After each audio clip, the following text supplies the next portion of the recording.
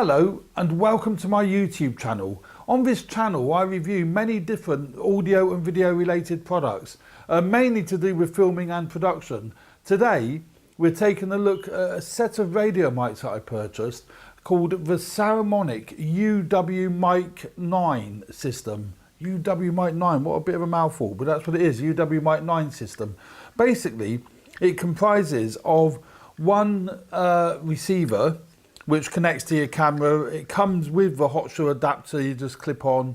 That goes onto your camera, and it's got the twin aerial, so it's a dual frequency, dual aerial system, dual receiver system. And it comes, the one I ordered came with two transmitters.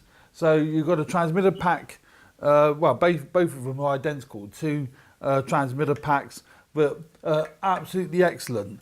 Now I purchased these because I will be doing in 2018 and beyond more filming where I will be chatting to a guest on my channel, and you can see a clip of how these worked with John when me and John had a chat, and we used these mics to do that with, and it was excellent because how it works is these two will send a signal separately to channel A and channel B to the receiver. And the great thing is you only have to have one receiver, where prior to this I would have had to have a right convoluted setup where I would need two receivers, double sets of cables, all sort of additional headaches that could go wrong. With this one it's a lot easier. You basically connect that, as I said earlier, to your camera. You have your one master output, stereo output goes into the out feed, and then that will plug into your 3.5mm jack on your DSLR, your camera, your camcorder, whatever. So, and what it does, you set it up through the menu. When you turn it on, you get a really nice display. Whether you can see that, I don't know, but you get a really nice display, and it has channel A and channel B. So you have one transmitter that you tune into channel A, and then you have the other transmitter that you tune in to channel B. So they're completely separate, so you don't get any cross-channel interference or what have you.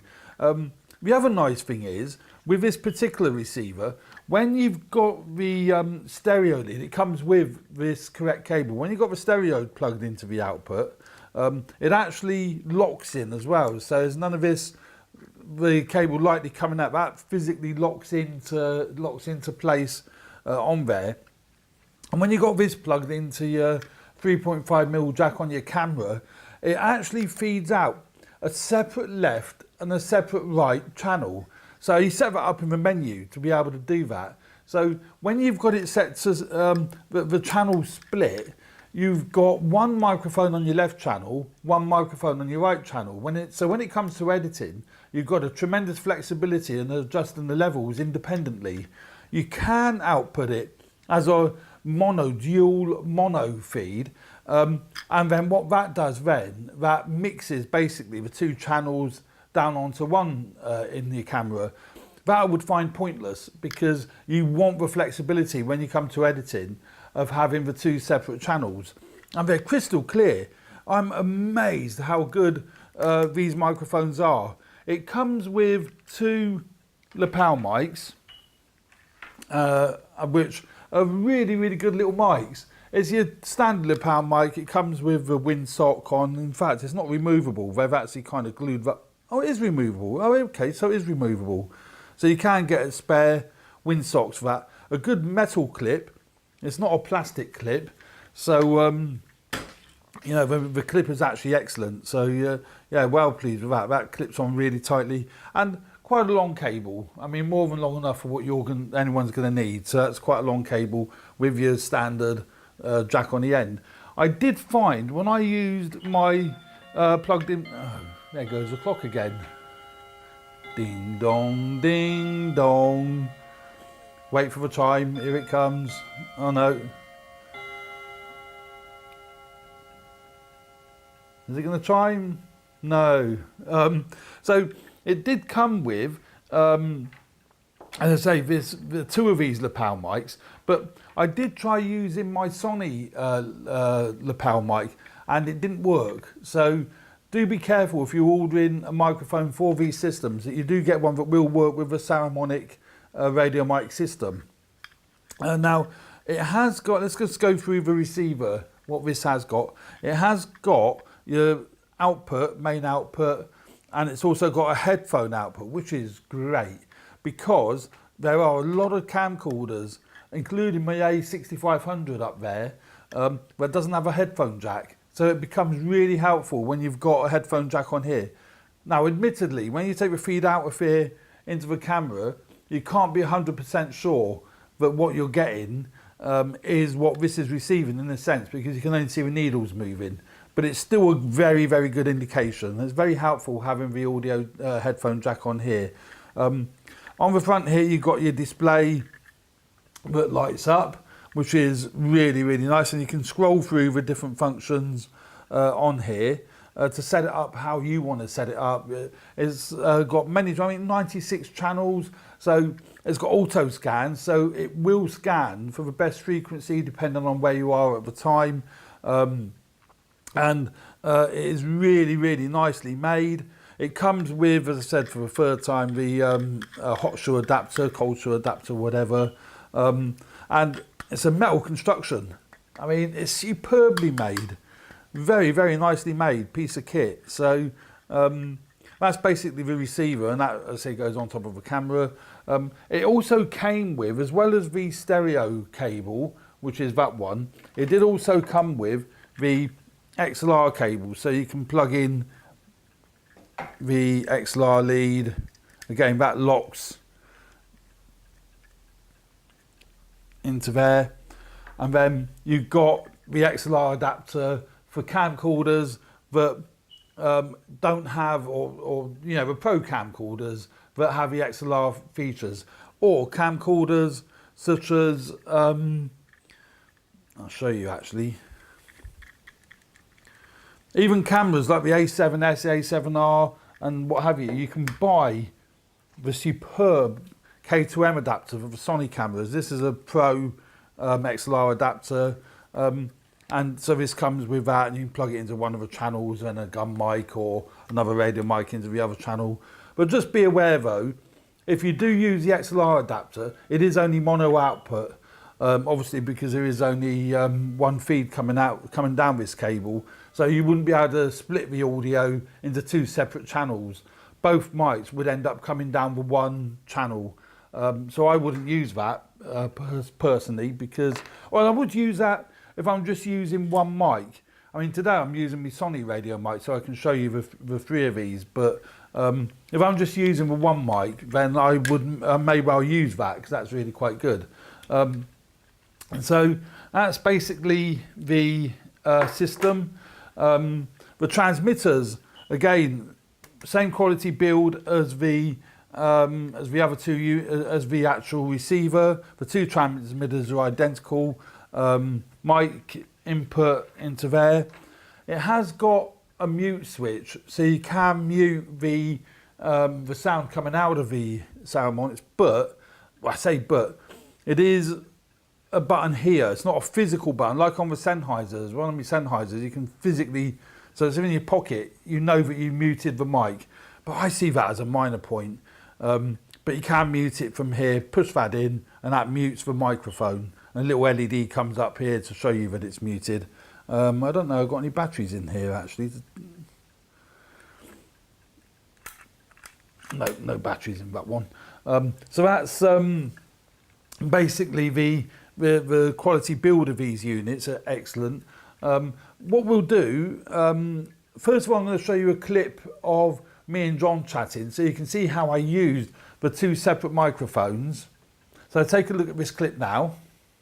These are the Saramonic, what are they? Yeah, TX9 or UwMic9 kit, right? Yeah, yeah. And you know the wonderful thing with these, John, is but it has one receiver you plug into your camera, yeah, but you can plug in two transmitters, yeah, and it splits it down the left and right channel. And there's no crosstalk. And no crosstalk, no. And these are a brilliant piece of kit. Yeah, I'll tell you what, I mean, I use, well, I mean, both Chinese. of us use radio mics anyway, but these are Chinese, but they're beautifully made. They're proper heavyweight frame, no bloody cheap plastic in belt it. clip on them Yeah, as well. it's good and fantastic. So what we're going to do now is go out into the garden and do a range test. So we'll see what sort of distance out in the open that these microphones work with. I would imagine they're pretty good. And from what I've heard, they'll work pretty much as far as you're going to need. I tend not to be a tremendous distance from the cameras, so they're always going to be fine for me. But we'll do that test anyway and see what they sound like. Now let's go down the garden and do a range test with this camera and the actual Saramonic radio mics. Now I've got the receiver of the Saramonic wired into my Sony RX10 Mark II, and let me show you that. So there you go. You can clearly see the RX10 Mark II with the Saramonic receiver on the top there. So that's plugged directly into the RX10. I've just got an external monitor plugged into that so I can see what I'm doing. So now let's go down the garden. I want to see how good the range is with this particular camera. So let's go down the garden. Right, let's go and see. Now we've got a really long garden. I'm not sure, I mean it's about, I don't know what it is, I'll check that and put it up on graphics afterwards, but it's quite a distance. Now, I've got me back to the actual top of me is I haven't put it in my back. If we turn around now, you should be able to, yeah, the on the top there. So the camera should be able to see me from this distance. Now this is much further than what I would normally use for filming. So I'd be very happy if it works even at this distance. I've got no problem with that at all. But let's go further back to see how good it works if we do stretch it. So we go back quite a bit more to here. The camera's not going to see me from here even if I wave frantically. I'm obscured by trees and this is the thing, there's lots of obstacles. Okay, now we're doing a second test. We're now using the Sony radio mics I've been using for a long time now. And as you can see on the top of the camera there is the Sony receiver. Clearly it's a Sony one plugged into my RX10 II. Exactly the same setup. So now I'm going to go wandering down the garden. Let's do that. Right, there we go. Now I'm wandering down the garden. Same thing, the transmitter is in my top pocket. So let's wander down and see how we do. Right, let's get down this far. Wave at the camera. The camera should be able to see us. Got little Sammy wants to get in on the act. So let's wander down a bit further. Again, back to the camera. I'll go down the same distance as I did with the other one. Let's go to here. Wave at the camera. I'm sure it can see us. Now, I'm pretty sure these Sony mics will run a little further distance from the Saramonics. The Saramonic cut out here, completely cut out. So let's see what this does. Is this cutting out or is this still working? That we don't know until we get back to the studio. So let's go back a bit further, right down to the bin. Trip over little Sammy. Go down to the bin. Okay, well I'm at the bin now. So let's say sheds both sides of me. So I now got me well, facing the camera, so the actual receivers, the transmitter either, which is in my pocket, maybe I'll be transmitting a better signal. That I don't know, but I'm convinced that Sony's will work at a much better range than what the Saramonic does. So let's now wander back